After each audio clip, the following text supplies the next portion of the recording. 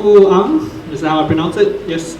He'll be talking a bit about law, from law to code, his unexpected journey to open source, and like how he went from being a lawyer to becoming a maintainer of an open source project. Well, that's quite an interesting shift. I'm very interested in that. And yeah, for a brief moment, he had a viral project. Very cool. We're gonna just hand the time to him. Let's give him a round of applause. Hi, thanks. I'm Hou Fu. So the title of my talk is From Law to Code, My Unexpected Journey to Open Source. I was wondering back there whether this was written by ChatGPT, but it's not. The rest of it isn't. So let me start with the lawyerly thing to do, which is to start the disclaimer. So you can read all that. Please read that and make sure you remember that. But the disclaimer that I need to emphasize is that I'm actually not a professional coder. So I'm also not an expert in open source program management. So the title says Unexpected Journey. So that explains that. So this isn't a tutorial. There's not a lot of technical stuff in it. It's a story. So if you think I'm wrong, when I say you disagree with it, please hold your breath. I am grateful for any feedback or suggestions during Q&A. So with that, let me go to the outline. So I'm going to talk a bit about who I am and the viral project that the introducer was saying, the Red Lines Library. And then I'm going to talk briefly about my brief sparkling moment of virality, how I did open source, and finally, of course, the takeaway, why you should do it too. So let's start with who I am. I'm going to start with the normal professional lawyer thing to do, which is to talk about my professional qualifying experience. So I'm actually a corporate counsel by day. I've been 10 plus years in this job. In my previous life, I was a litigation lawyer. So I calculated how much you should owe your wife or ex-wife and whether you should go to jail or not. But I've left that life behind. I'm not in-house counsel. If you're really very, very interested, you can go to my LinkedIn page. I think you can search my name. There's only a few Hou Fus around, so it'll be quite obvious who it is. But let's go to something more interesting, which is I'm a coder by night. So I have a pretty active GitHub page. I also run a blog, which I call Love Robots. And as Prakash said, I'm quite active on Mastodon, so please follow me if you like. I'm a self-taught programmer, so I did try to learn when I was a teenager, but I had to throw that aside when I decided to study law. So I tried to merge these interests in my blog, so please follow it if you want to know more about what I do.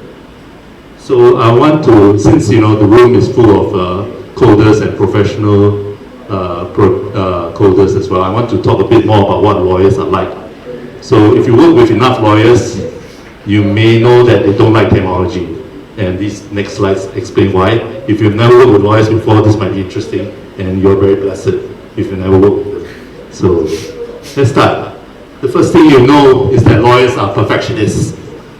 Mistakes are not tolerated in the legal profession. Everything has been perfect. When you submit it to court, the judge doesn't give you a do-over. In fact, they'll scold you, or your boss will scold you. And maybe, we are perfectionists to a fault. So, this demand also pervades in the tools we use. So we can use ChatGPT because it produces different output every time you ask it, and it also hallucinates. So there's also another aspect to our personality is that we need to look like we are the smartest people in the room. If you don't know the answer to a question, it's bad in front of a client. So if there's something we're not aware of or we don't have an answer to, we try to avoid the situation. Sometimes the coping mechanism is to not go there. All right, this one's also famous. Lawyers are also very conscious of risk. It's our job. To put it in a nice way, our job is to manage risk. Maybe we are too conscious of risk. So this applies to all aspects of life. I talk about ChatGPT. We don't use ChatGPT. If you follow the news on what the legal fraternity stand is on AI, it's always about safety, it's always about regulation, it's always about governance. In fact, we had back-to-back conferences about that in August. And so in terms of our tools, we hesitate to use or try new things until they have been thoroughly tested. Finally, lawyers are doing fine. At least I think most of us are doing fine. It's pretty well known in this industry that most lawyers don't last more than 5 years in practice. The reasons are quite complex. If you want to go into it, you can go into this Instagram account called Singapore Law MMA, where you can find first few years associates complaining about their bosses, their poor pay and poor work conditions. So what's obvious in this sense is that many people who have a law degree usually don't end up being lawyers after a few years. So maybe you might need to think of an alternative career. And with that background, let me go to the technical part. How did Redline start? Redline is a Python project, and it began with a plan to do data science. So at the end of 2021, there were big changes to the law. We released something called the 2020 revised editions of Act. So don't ask me why the 2020 revised edition came out at the end of 2021, but there were big changes. We revised 500 over acts, and they're updated. And one of the big features is that the acts are meant to be simplified in language. So what do we do to simplify the language? We try to modernize it. For example, we try to avoid archaic words and long expressions. For example, instead of using notwithstanding, use despite. Instead of using for the avoidance of doubt, you use to avoid doubt. We also broke down lengthy provisions. So if you have a huge chunk of text, we just broke them down into shorter sentences. That's a big improvement. And we also introduced gender-neutral language. For example, instead of using the word chairman, you use the word chairperson. And instead of using just him, you use him or her, which I guess is gender-neutral to a certain extent. This led me to a very interesting question, which is, how will we evaluate the readability of legislations? So I have my own opinions whether changing notwithstanding to despite actually improves how easy it is to read a bunch of laws, but I also want to do it with data science. So we do this by, in short, calculating the readability scores of the before and the after, and then track the change. And then if you collected a sample, the results will look a bit like this, which you can't see in the dark screen. So you can read more about it in my blog, but this was the main project. I wanted, as part of this project, to explore changes in detail by section as well. So this part of the project is called the Section Explorer. It shows you what is the change for each section that's in the sample. So for example, you can see there's a marked change here, and then the readability statistics showing whether it became more readable and less readable. So it's important to you so they can see what the change is about and how it affected the scores. So in short, I needed a way to visualize changes in text. So if you're very familiar with reading legal text, you know that they come in big chunks of words.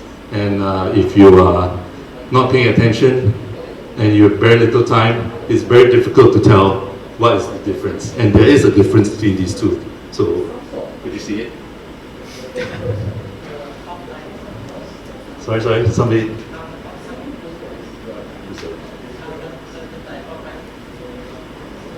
Third and fourth line. Okay. Actually, the change is that there's a hyphen here. So there's no hyphen here. Okay.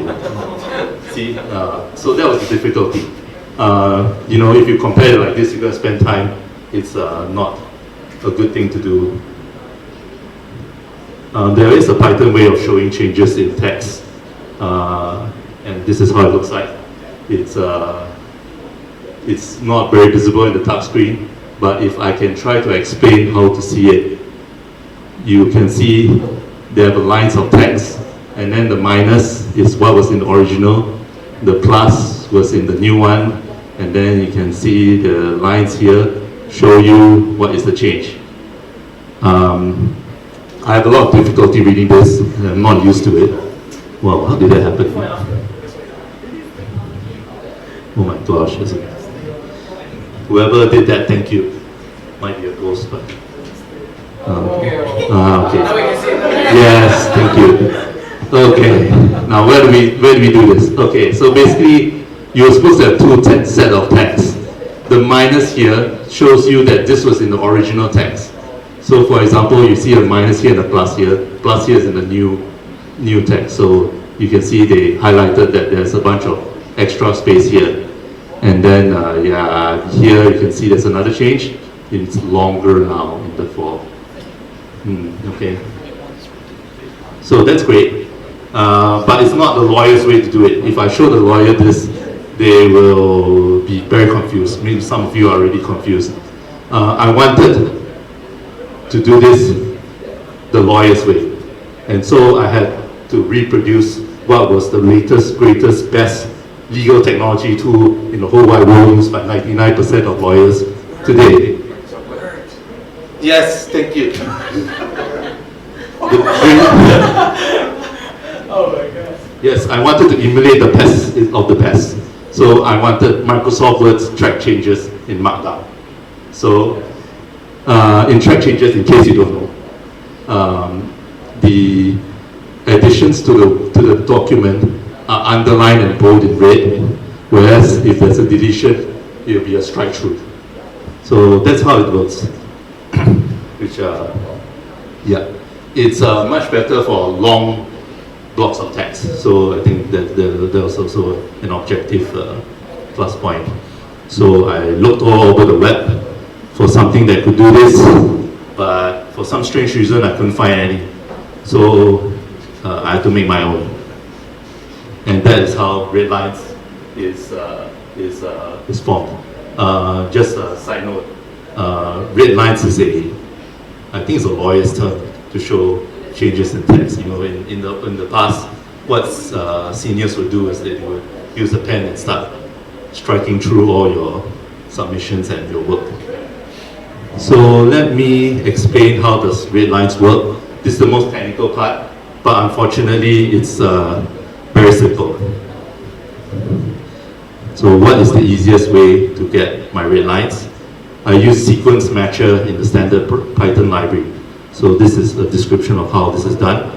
So given that you have two texts, the quick brown fox jumps over the lazy dog versus the quick brown fox walks past the lazy dog. So what is the difference?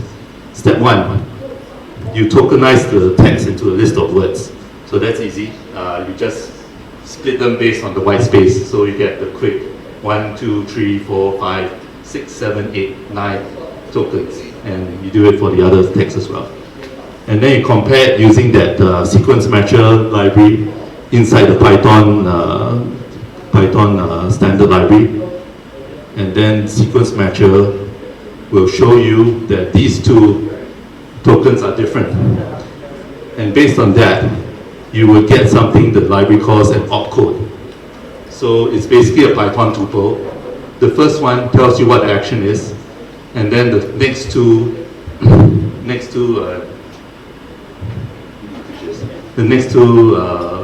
fields shows you which tokens they are, and in the new one, in the old one, as well as the new one. So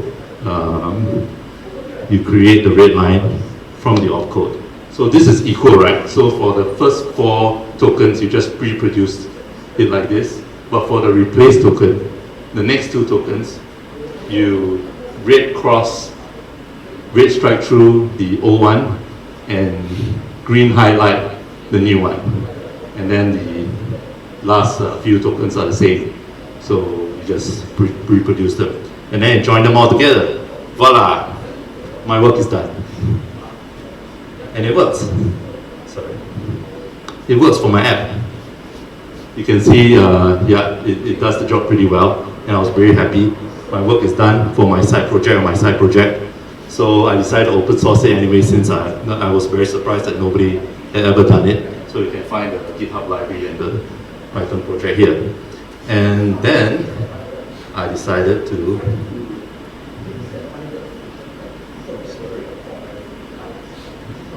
So that was in March 2022. I having completed my side project, I moved on.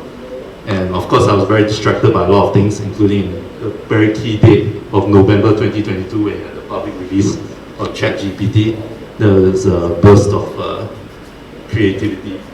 For example, I tried to write my own chatbot, and then after that, I decided to do something called retrieval augmented generation using legal sources. I also created my own newsletter that summarizes newspaper articles in Singapore. And I also tried to create a courtroom simulator. So using that, you can say all the things you never want to say in real life and see what ChatGPT says. So I had completely forgotten about red lines. So it's out of my mind. I'm doing other things right now. Until one morning, I woke up starry-eyed. Suddenly there's a lot of notifications on GitHub, I don't know why. And I got about 70 stars as of the date of this presentation. It seems that a popular prompt engineering course was using my library briefly, so you have all these people saying ChatGPT prompt engineering, ChatGPT prompting. So what happened was that this course actually, in a small part of the materials, they used the library to show the difference that the ChatGPT made to a text. So it was a bit redlined there. So other than stars, I found others volunteering pull requests, what? And asking questions about library, what? Overnight, I become an open source maintainer. Okay, that's nice. I've never done this before. With this encouragement, I was able to try many things that I'll never do as a user. For example, I had to look at other people's code and merge them in my project. Finally, I was able to write a release code that mentioned somebody else. That was very nice. I also published a documentation website. Long time ago, I just read this, now I make my own. And I also had fun opening a matrix channel for discussion. So, wow. To be honest, when other people do these kind of things, like participate, it also helps me to work harder on the library. So for now, I've managed to type out a simple web application. I'm also considering more input and output documents. Long documents is a very interesting problem, as well as more stylings. So we'll see what the future holds for red lines. But yeah, that was a very nice thing. So, what have I learned from my short time as a maintainer? I find that reviewing other people's code is not very straightforward. If the pull request is too awesome, it's several lines, it includes tests, and and all that. I worry that I'm not good enough to evaluate it. And that was a serious problem for me because, you know, I saw the pull request and I was like, what is this guy trying to do?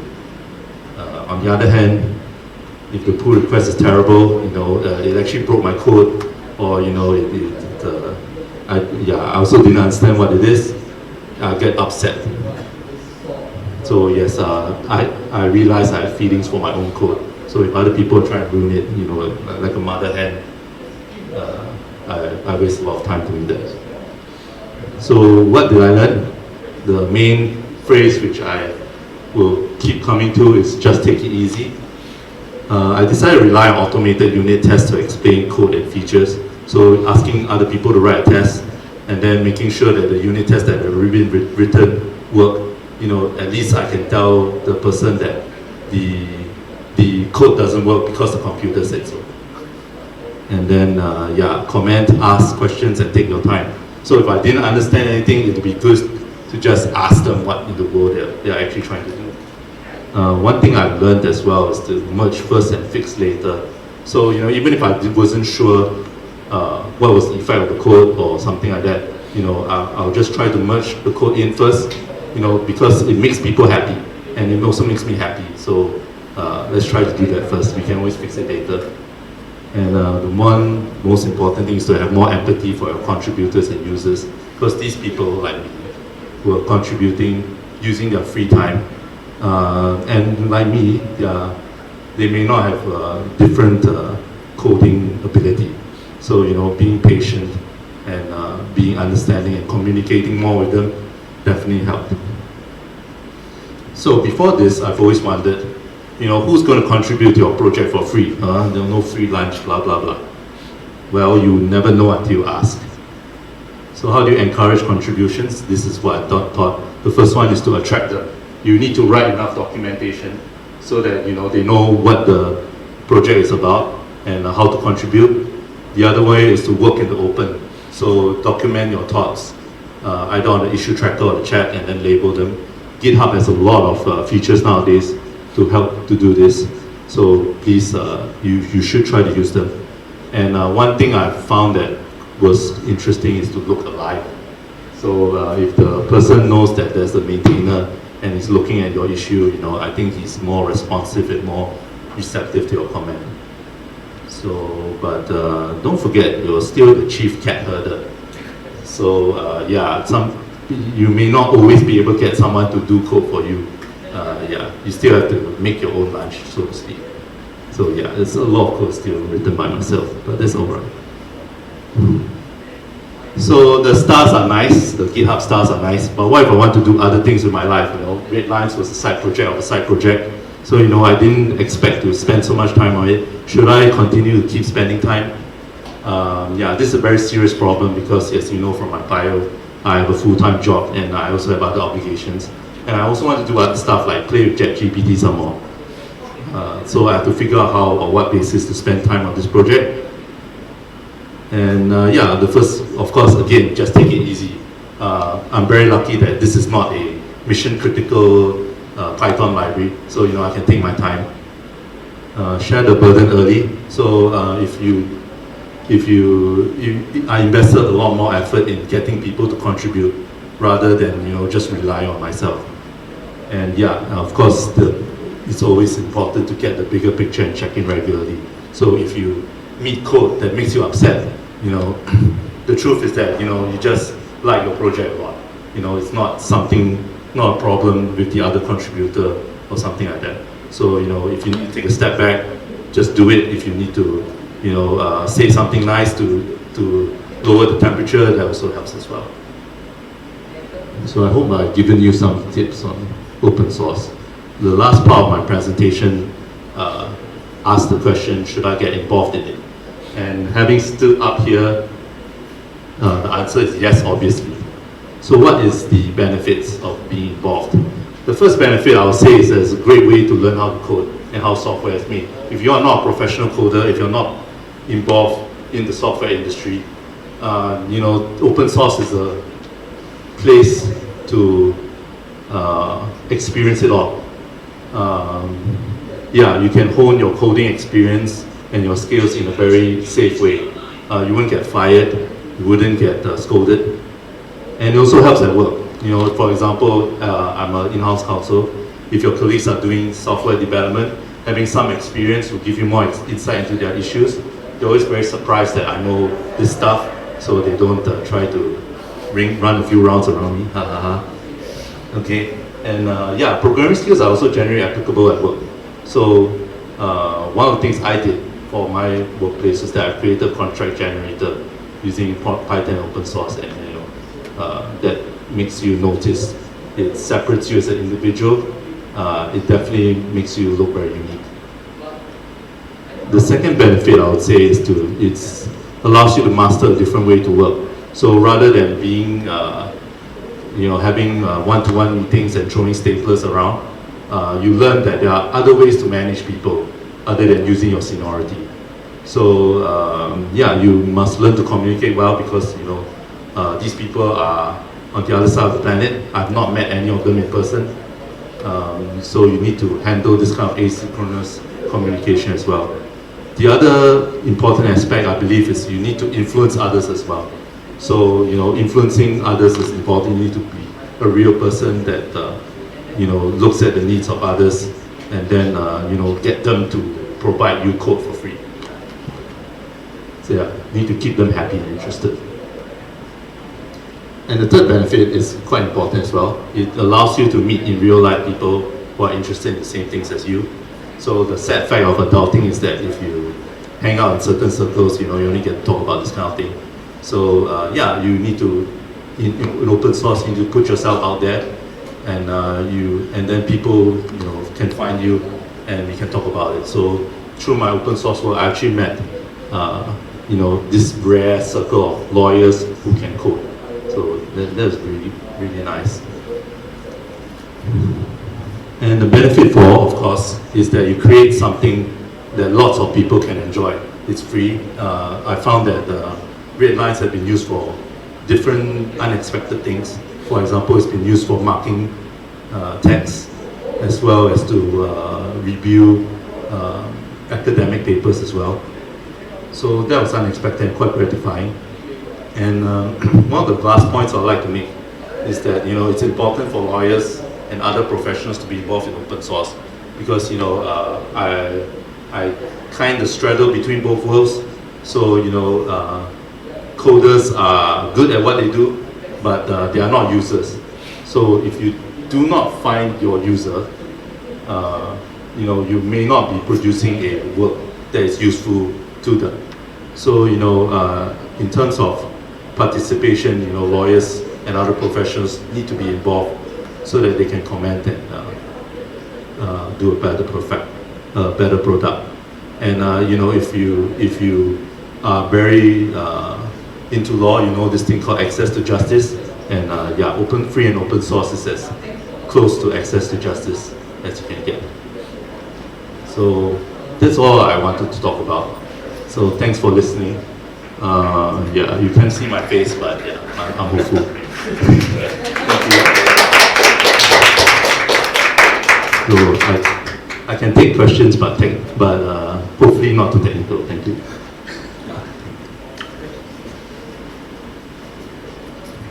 You said long documents are challenging. Why are they challenging? Okay, I'm very lucky because this project only needs me to look at sections. But if you've ever had a contract, you know that they are not 1 page long. Usual agreements are 6 to 8 pages, and you need to process them like this. The display that you see in my project was good for short documents, but long ones, I don't think it works. My question is, which license do you choose for your project? I mean, which software license? And why as well? I'm a very simple man, so I chose the MIT license. The most important part of the MIT license is that capitalized words that say that I have no liability for you to use my tool. It's a permissive license. Because most of the time I choose GPL. Copyleft. Yeah. It's different. Thank you for sharing. My question here is around the business aspect of putting this together. So you did the red line, which is a markdown based web tool. Reason why not using OneDrive and MS Word over something like a web-based tool? And second question is contracts generator. What are some of the benefits you see by having a modular? Can you share more? Maybe I'm just guessing now. Thanks. First question was Web-based. I didn't use. I'm afraid I use these words a lot. It's a side project or side project. So I needed to get the answer as quickly as possible. And in this project, I used Streamlit. So I needed to get it out in Markdown. So that's the short answer.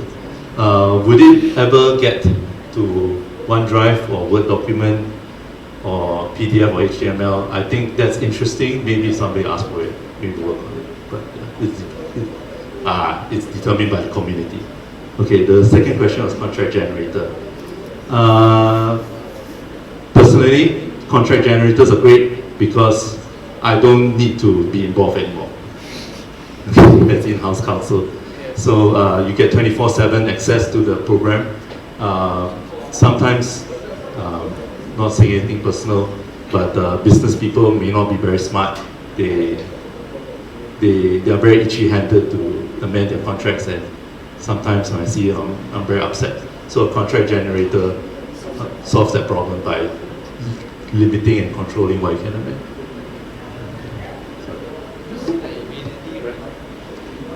I really recognize the use of it is similar to using like a diff. Like you will show line changes but like it's a bit more intuitive because like this, like they show the whole line being changed. But you go on GitHub, they will highlight like specific word that's being changed, like red or green, you know, for deletion additions. So like doing it sort of inbuilt with this program pretty good. But like I was wondering if you got patching capability. I asked for questions that are not too technical, and I'm sorry. The short answer is that I don't think so. Just to Yeah, it just outputs markup. so it's like a human readable version. Yeah. Just diff kind of human, but not necessarily human readable. So it's maybe a bit more human readable. Yeah, it's more human readable to lawyers. Or more like if you never even tried using the diff command before, then this is more. I find diffs not so easy to read, so but that might be my training. Yeah, if you never did it, then this might be more intuitive. Yeah, thanks. I agree.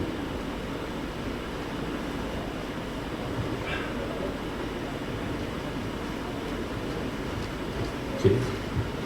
I will go away now. Okay, thanks Hou Fu for the